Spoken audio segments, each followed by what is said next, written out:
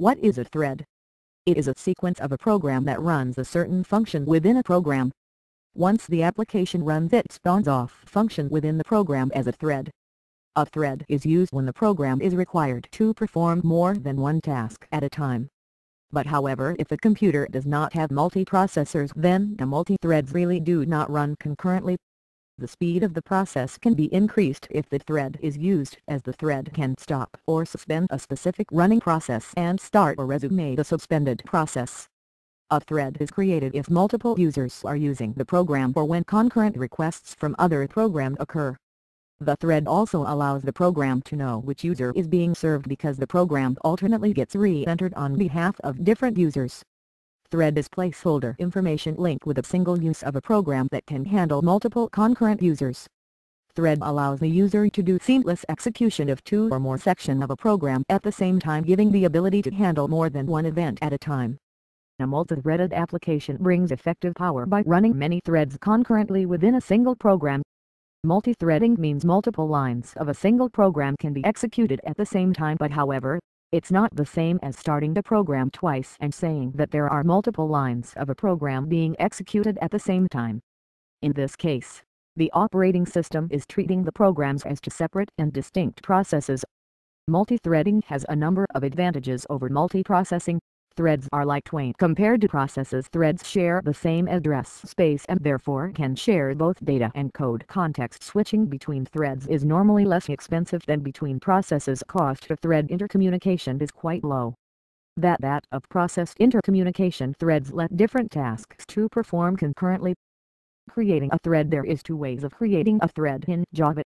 First, implement the runnable interface java.lang.runnable. Second, extending the thread class java.lang.thread. The first way to create a thread is to declare a class that extends the thread class. The user should only do this if the class they need is executed as a thread. When the class is instantiated, the thread and object is created together and the object is automatically bound to the thread.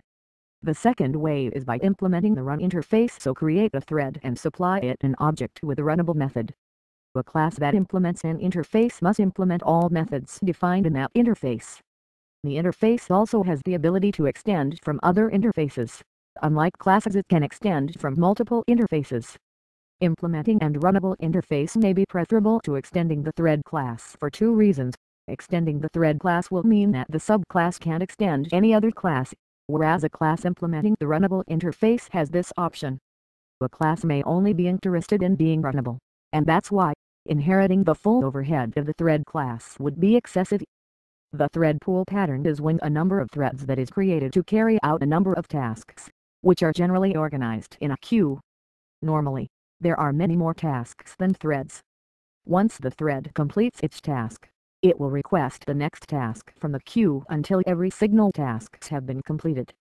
The thread can then end or sleep until there are new tasks available. The total number of threads used is a parameter that can be tuned to provide the best performance. Having a larger thread pool has increased resource usage. By creating too many unused threads can be a waste of time. Creating threads too slowly may result in poor client performance, and destroying threads too slow may starve other processes of resources. The code of following Java code implements runnable. This allows the program to use a thread. Each thread that is created has got a name, time and random time.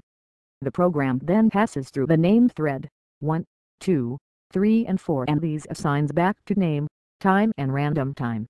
Now that the program has got all this information, it will print who you are sleeping for, the name and time, then actually fall asleep and state time done. Once you actually run the program,